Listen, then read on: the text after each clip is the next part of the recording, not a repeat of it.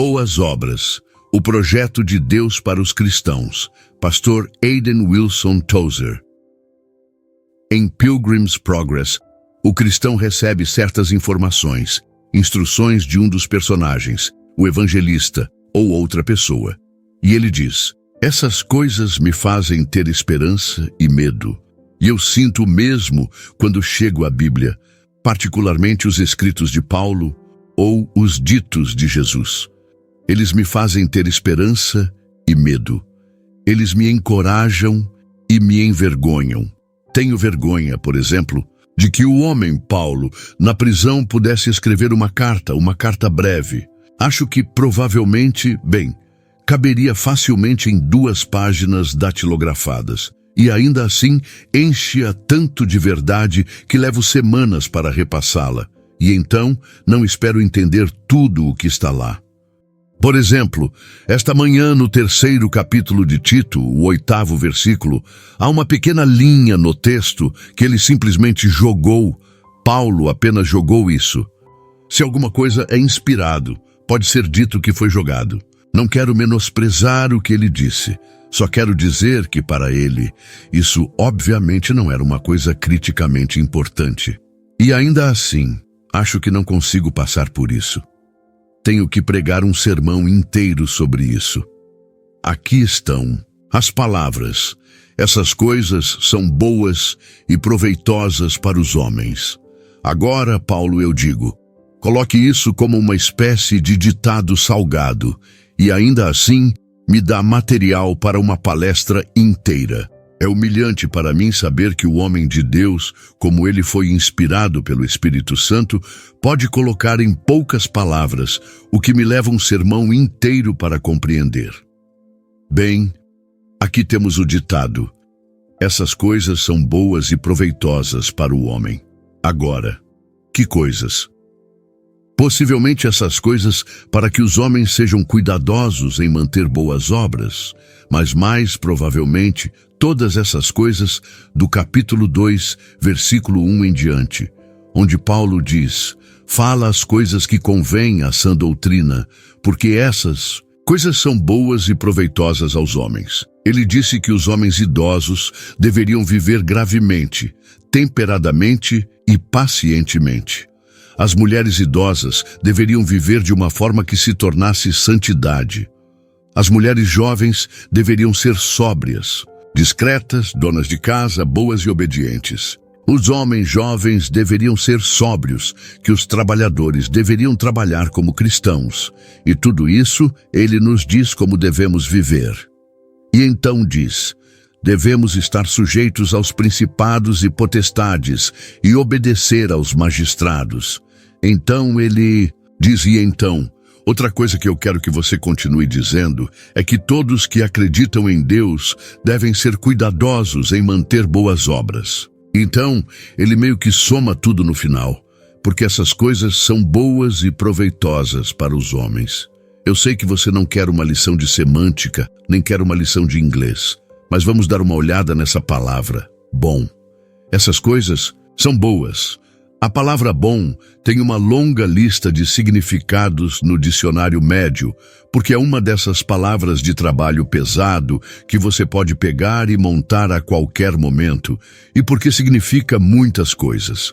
Mas aqui, o pensamento de moralidade não está presente. Quando ele diz que essas coisas são boas, ele não quer dizer que essas coisas são moralmente boas, virtude.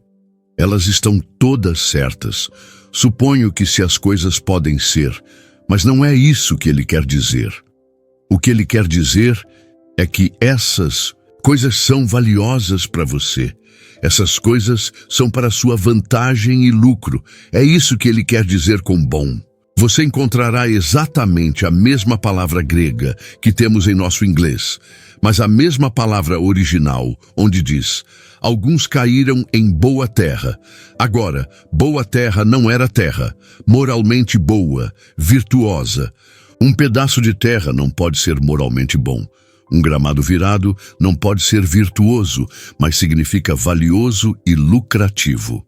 Há solo tão trabalhado que você pode plantar algo nele, e ele não vai crescer de jeito nenhum. ou se crescer, será um matagal e não produzirá praticamente nenhuma fruta. Há outro solo que você pode ver conforme você vai. Digamos, pegue um trem aqui e passe por Indiana e Ohio. E se você passar, verá os grandes Campos Negros. Agora, esses campos eram originalmente campos de búfalos, provavelmente. E os búfalos bateram com seus cascos ao longo dos séculos no solo, os juncos e grama e ervas daninhas, até que esteja literalmente vivo com poder e fertilidade. O resultado é que eles podem cultivar quase tudo lá. As grandes fazendas de caminhões, esse é pelo menos um dos lugares onde obtemos nossas cebolas, alface e tomates, que servimos em nossas mesas em todos os Estados Unidos. Esse é um bom solo, embora não seja moralmente bom. A ideia de virtude não está lá. Então, dizemos, eles produzem bons frutos. Há árvores que produzem frutos que podem ser comidos, frutos bons, frutos lucrativos. Então há árvores que produzem apenas frutos pequenos, azedos, cheios de vermes, que não são bons. E temos o mesmo, onde Pedro disse: Senhor, é bom para nós estarmos aqui. Ele não quis dizer que este é um lugar moralmente santo. Ele quis dizer que é vantajoso, é uma coisa boa para nós. Este é um ótimo lugar para estar. Agora, com essa definição, eu dei uma volta no famoso celeiro de Robin Hood para chegar ao significado. E agora, vamos aplicar esse significado um pouco. Digamos, suponha que há um homem doente e o médico diz a ele: agora faça esse tratamento. Não será agradável, mas será bom para você. Você ficará bem em 10 dias. Isso é uma coisa boa. É bom no sentido de que é vantajoso, é lucrativo para mim. Você ficará bem se fizer isso. Dizemos a uma criança faminta: aqui, coma isso, isso será bom para você. A criança come. Isso nutre o corpinho e logo os olhos começam a brilhar novamente e a cor volta ao rosto. A boa comida, que é vantajosa, comida lucrativa, tornou os pequenos saudáveis novamente. Dizemos a um jovem inteligente: é bom para você que você termine o ensino médio. E ele volta e diz: agora que terminei o ensino médio, o que devo fazer? E dizemos: bem, você é inteligente. Eu acredito que você é material para a faculdade. É bom para você. Vá em frente, vá para a escola e aprenda. Não queremos dizer que a faculdade será um lugar moralmente bom, embora isso certamente deva ser verdade. Mas queremos dizer que se você estudar certos assuntos, eles lhe darão lucro. Então, é isso que Paulo quis dizer quando disse: essas coisas são boas e proveitosas para os homens. Em outras palavras, Deus sempre tem o bem e o lucro das pessoas em mente. Se você pudesse apenas anotar isso, e depois de ouvir isso, então se dispensarmos e você for para casa, se você se lembrar disso e levar isso com você e segurar isso, como um inquilino de sua fé, isso o ajudará neste velho mundo perverso? Quase todo mundo que vem até nós vem para seu próprio lucro. Eles vêm até você e essas coisas são boas e proveitosas para eles. Se alguém vem até sua porta vendendo algo para você, e é por quê? Porque se ele pode fazer uma venda, será bom e proveitoso para ele. Mas ele não está pensando em você. É assim com tudo. Eles cantam hinos sobre cigarros agora, e isso é porque é bom e lucrativo para o homem que está vendendo os cigarros, que dá ao homem que fuma seu câncer de pulmão. Isso não significa nada para eles. Ele terá um filho que estará pronto quando o velho morrer de câncer de pulmão. Ele terá um filho a quem ele ensinou a fumar coisas sujas, e ele será, e sua família será boa. Eles sabem que é bom e lucrativo para eles. Mas é maravilhoso. Ouvir isso invertido e ouvir isso dito, Deus sempre pensa no que é bom e lucrativo para nós. Que quando Deus se aproxima de nós com uma exortação, uma ordem, Ele nunca vem dizendo: isso será bom para mim, mas isso é bom para você. Isso será bom para você. Todo o livro de Deus é assim. Quando nos elevamos para o eterno, quando nos elevamos para o eterno, quão belo e quão solene tudo isso é. Então aquele homem doente, embora ele faça aquele tratamento e fique bem, ele morrerá mais tarde, apesar de tudo. E se a criança faminta comer a comida e recuperar sua saúde, ela morrerá depois de um tempo também. Os estudantes murcharão e deixarão de precisar do aprendizado que ele, com tanto esforço, conseguiu obter na faculdade ou universidade. Então, isso é apenas para o tempo. Dizemos, vá em frente, coma, beba, cuide de si mesmo, aprenda, leia, pense. Essas são coisas boas e lucrativas, mas percebemos que estamos pensando no tempo e falando no tempo. Essas coisas são boas e lucrativas para o tempo, mas quando Deus fala com um homem, ele diz que essas coisas que eu digo a você são boas e lucrativas para você para sempre. Deus sempre pensa em termos de eternidade e pensa para sempre. Não é um pensamento solene e maravilhoso que você tem em seu peito, aquilo que o tempo não pode desgastar? Não é maravilhoso que você tenha em seu peito aquilo que o passar do século não pode diminuir, ou que não pode envelhecer com o passar dos anos? Agora, pense sobre a alma eterna de um homem. Aqui está ele. O que é espaço para esse homem? O que é tempo para esse homem? O que é espaço ou tempo para esse homem? O que importa para esse homem? Que movimento e lei e atração e força gravitacional e zonas de radiação e espaço vazio. O que é isso para o homem? Deus Todo-Poderoso o fez de um material completamente diferente. Ele vive de forma diferente. Ele é de outra matéria completamente. Não é nada para ele. Então, Deus diz agora aqui, eu dei a você aquilo que não pode murchar, que não pode morrer, que não pode deixar de existir de forma alguma, e de que lhe aproveitará ganhar o mundo inteiro e perder sua alma.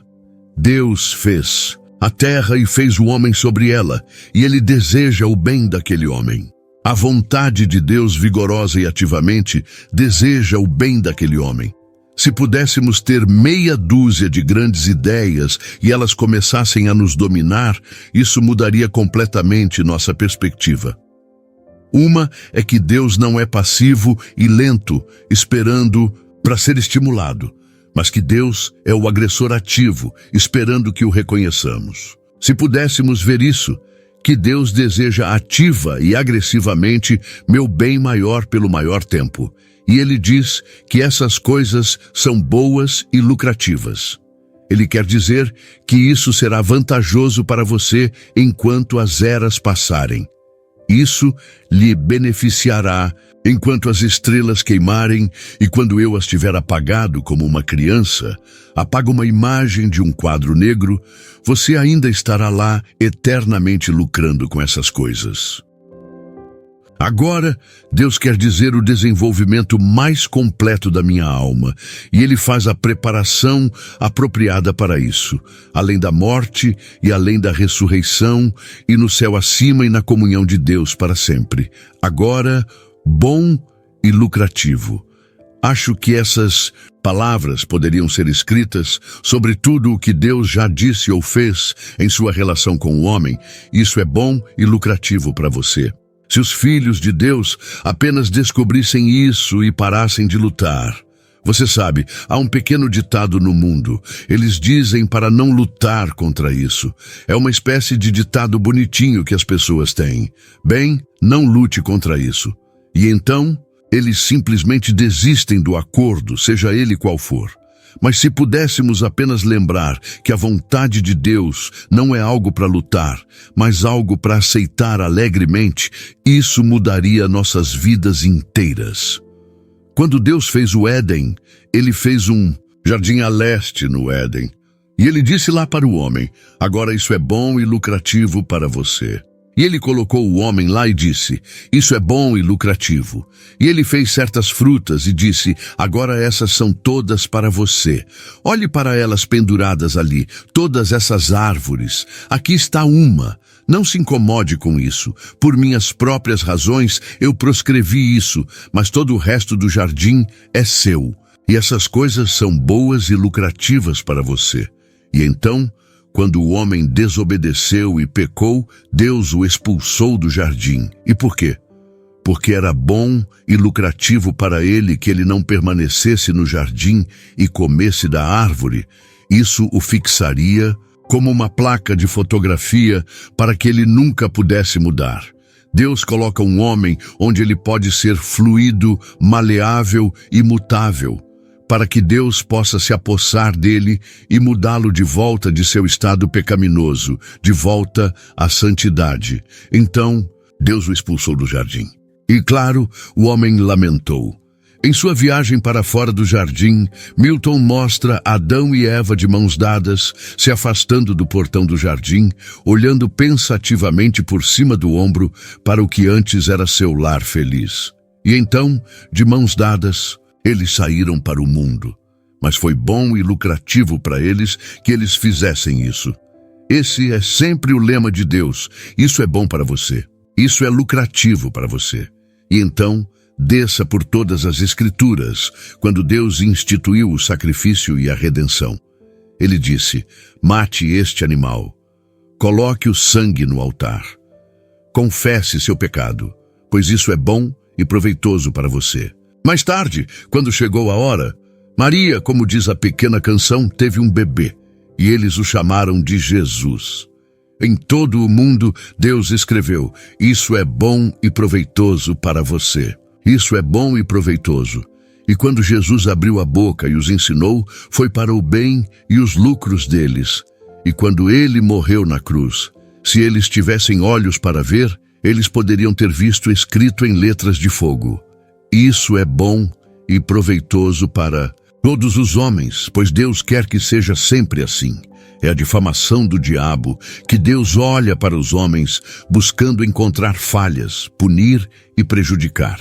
O diabo trouxe aquela calúnia suja e escandalosa para Eva e a fez pecar. E ele tem contado a todos os filhos de Eva daquela hora até agora que Deus está sentado no trono, o grande valentão. E você é fraco, indefeso e de vida curta, e ele tem a eternidade para fazer valer seu peso. Então eles viram as mentes das pessoas contra Deus, esquecendo que Deus deu ao homem o livre-arbítrio e disse que isso é bom e lucrativo para você. Deus deu ao homem o mundo e disse que é bom e lucrativo para você. Deus enviou o seu filho para morrer e o ressuscitou dos mortos e o colocou à sua direita e disse que isso é para seu lucro, isso é para o seu bem. Se ao menos pudéssemos nos lembrar disso e saber que Deus sempre está pensando em nosso bem e em nosso lucro, vamos supor que seja um bebezinho.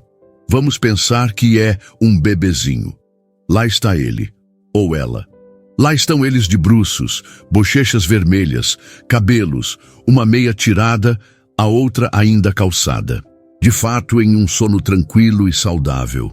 E os pais passam e entram na ponta dos pés e veem o que eles pensam. E eles saem sorrindo novamente. Eles vão planejar como podem pegá-lo, como eles vão machucá-lo. Eles vão sentar na sala de estar e planejar os bloqueios, os obstáculos que eles podem colocar em seu caminho. Eles vão lhe ensinar o mal e machucá-lo, não. Você sabe melhor do que isso. Todo pai que é normal, os poucos anormais, eu não posso te contar sobre eles. Mas todo pai normal pensa em sua família. Todo pai normal. Bem, eu me lembrei. Isso não era uma coisa espiritual a se fazer, mas era uma coisa perfeitamente normal a se fazer. Se eu tivesse sido mais espiritual, eu não teria feito isso. Mas estando onde eu estava, eu fiz. E era perfeitamente normal. Eu costumava pensar em meus 6 meninos, e eles costumavam pensar se eu morresse ou algo acontecesse comigo, o que aconteceria com eles. E eu costumava acordar em um estado de pânico lá atrás. Eu superei isso, mas era normal. Eu estava pensando no bem-estar daqueles meninos. E todo pai normal, ou toda mãe normal, pensa apenas no bem-estar de seus filhos. E se vós, sendo maus, sabeis dar boas dádivas aos vossos filhos, quanto mais vosso Pai Celestial dará coisas boas aos que lhe pedirem, porque Deus está agressivamente determinado a dar-vos o que é bom para vós, o que vos beneficiará por mais tempo. Então, Deus nos envia essas coisas, as promessas, os avisos, as exortações. Aí estão elas. Algumas delas são bem severas, mas se você notar e ler as letras miúdas, verá que isso é bom para você. Isso é lucrativo para você. E então, quando se trata das coisas que não gostamos, tristezas, dor, perda e tribulações, ninguém jamais as amará ainda. Ninguém jamais se precipitou deliberadamente na dor ainda. Até mesmo o homem que pega uma arma e a aponta para sua têmpora, sabe que vai causar a si mesmo uma dor aguda, mas será apenas por um instante, e sua dor acabará. Então ele pensa que está tentando escapar da dor, não tentando correr para ela. E ainda assim, quando Deus permite que eles venham, ele diz, isso é bom para você, e eu estou pensando no seu lucro. Você já teve alguém na sua família tendo aulas de piano? Você sabe, a coisa mais fácil do mundo é fazê-los começar. E a coisa mais difícil é mantê-los nisso. A coisa mais fácil do mundo. Eu vou fazer aulas de piano, então eles vão embora. E na primeira semana você mal consegue tirá-los do piano. Na segunda semana, eles vão embora. Na terceira semana, você tem que ficar lembrando-os. Na quarta semana, ameaçando-os. E então, depois disso, se você tiver bom senso, você cancela tudo. Porque você sabe, se você tiver que bater no piano, eles nunca serão um Horowitz de qualquer maneira. Bem, o que estou tentando dizer é que Deus tem que nos fazer algumas coisas. Eu sei que somos livres arbítrio, mas às vezes o Senhor coloca um pouco de pressão. E quando olhamos para o rosto dele interrogativamente, ele diz, agora isso é bom para você, isso é lucrativo para você. Quando eu era pequeno, eu tinha o hábito infeliz de colher maçãs da árvore antes que estivessem maduras e comê-las, com o resultado que você pode obter facilmente, mas que por certas razões não vou entrar em detalhes. E claro, eu ficava doente. Eu ficava na cama, com cólicas e infeliz, e minha mãe ia ao médico. Agora, pessoalmente, acho que provavelmente o médico dava os mesmos pós. Eles tinham o mesmo gosto e a mesma aparência, não importa o que eu tivesse nos primeiros 14 anos da minha vida. O mesmo médico me trouxe ao mundo, me alimentou com esse pó branco. E acho que provavelmente era a mesma coisa. Mas pelo menos a questão era que minha mãe achava que era bom para mim, e então ela me fez tomar. Era amargo. A ideia naquela época era, quanto pior o gosto, melhor seria para você. Acho que isso provavelmente era ensinado nas escolas de medicina naquela época. Agora não sei se isso é verdade, mas eu sei que às vezes Deus lhe dá um remédio amargo e você pode muito bem encarar isso. É uma noção moderna que o cristianismo é um enorme piquenique de escola dominical com um mergulho incluído. Está tudo errado. A vida cristã é uma vida razoavelmente feliz. E se você vive perto de Deus, uma vida muito feliz. Mas uma vida atravessada por tristezas, dificuldades, dores e tribulações. E essas tristezas e tribulações não são a vontade mais elevada de Deus, pois não haverá nenhuma delas no céu. Mas neste mundo confuso em que estamos agora e conosco, na forma em que estamos, elas são ferramentas necessárias. Então o Senhor nos dá o remédio amargo e diz agora isso é bom para você. Isso será bom para você. Pegue e me agradeça por isso. É bom para você. Agora, ele diz boas obras, que o povo de Deus mantenha boas obras. Isso é bom para você. Faça isso. Faça isso. Quero fazer algumas perguntas e então vou encerrar. Eu quero perguntar, por que é tão difícil fazer as pessoas fazerem as coisas que são boas para elas e tão fácil fazê-las fazer o que é doce e prazeroso para elas, seja bom para elas ou não? Eu me pergunto por quê? Porque é difícil fazer as pessoas fazerem as coisas que são boas para elas. Porque é tão fácil fazer as pessoas fazerem as coisas que gostam de fazer, mesmo sabendo que não são boas para elas. Por que é que quando é uma escolha entre a carne e o que é bom para nós, 97 vezes em cada 100 cristãos escolherão a carne? Por que é que quando Deus dá uma escolha entre o tempo e a eternidade, o vasto e esmagador número de pessoas escolherá o tempo? Por quê? Deixe-me dar um exemplo do que um homem tolo pode ser, escolhendo os lucros imediatos de curto prazo em vez dos lucros de longo prazo. Eu saí do exército dos Estados Unidos quando jovem. O governo dos Estados Unidos naquela época tinha em cada um de seus homens, eles tinham uma apólice de seguro de $10.000. Um dia, recebi uma carta do governo como todos nós, homens. A carta dizia isso. Agora você pode escolher. Nós lhe daremos, acho que eram $150 em benefícios de veteranos, agora em dinheiro. Ou lhe daremos sua apólice paga pelo resto da vida. Nós simplesmente entregaremos a você. Você não precisa pagar um centavo e é seu. Se você viver até os 108 anos, quando morrer, seus parentes receberão $10.000. Eu era um jovem pregador esforçado em meu primeiro pastorado, ganhando cerca de $3,48 por semana como salário. Eu era superintendente da escola dominical, zelador, presidente do conselho, e era o conselho e era basicamente tudo. O que eu não fiz, minha esposa fez o resto. E você sabe o que eu peguei? Peguei os $150 de curto prazo, em vez dos $10.000 que eu poderia ter pago a este governo para meus descendentes. Agora, isso é uma ilustração. Deus diz, agora você pode ter sua escolha, tempo ou eternidade. Pegue a coisa de curto prazo ou pegue a coisa de longo prazo e espere por ela. Quase todas as vezes pegamos o prazer de curto prazo e perdemos os benefícios de longo prazo. Por quê? Porque quando é uma escolha entre Deus e a carne, quase todas as vezes a carne vence e Deus perde. Por que é quando Deus concorre contra a carne, quase sempre deve ser que a carne derrota Deus na escolha? É porque somos tão terrivelmente caídos.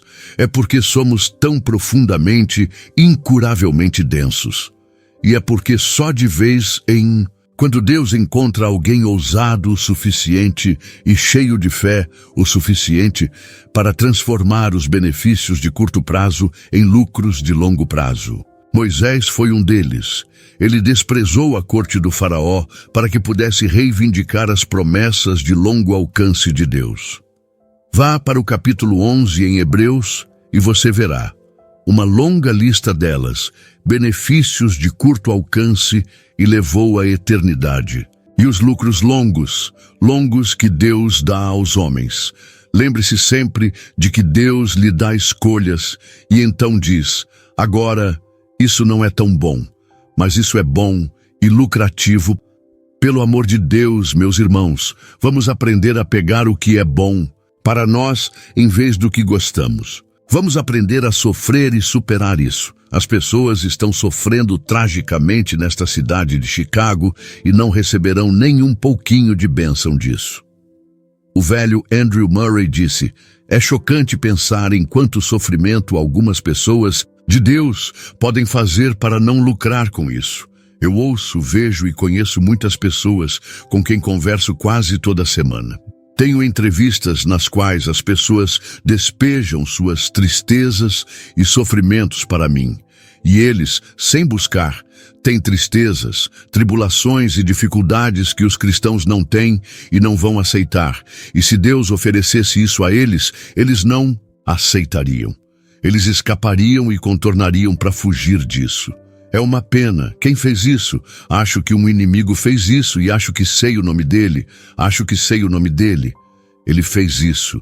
O diabo fez isso, aquele maligno que nos odeia. Lembre-se sempre, se for o mundo da carne e o diabo, e eles fizerem uma proposta, lembre-se sempre, é para seu prazer por um curto período, e Deus coloca contra isso algo que não é tão agradável.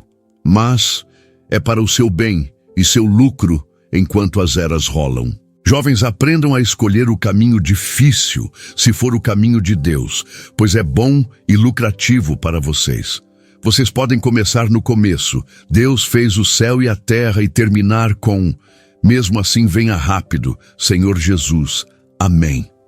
E durante todo o caminho, isso é bom para vocês e lucrativo para vocês.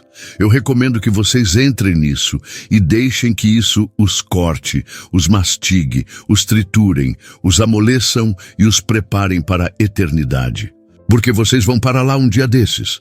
Você está indo para lá tendo vivido uma vida de esquiva habilidosa da cruz, escapando habilidosamente da tribulação, o caminho fácil e carnal, ou você está indo para lá como cristão em seu caminho para a cidade celestial, vestindo sua armadura e carregando sua espada e com seu rolo debaixo do braço, pronto para enfrentar quaisquer dragões ou leões ou demônios que estejam no caminho.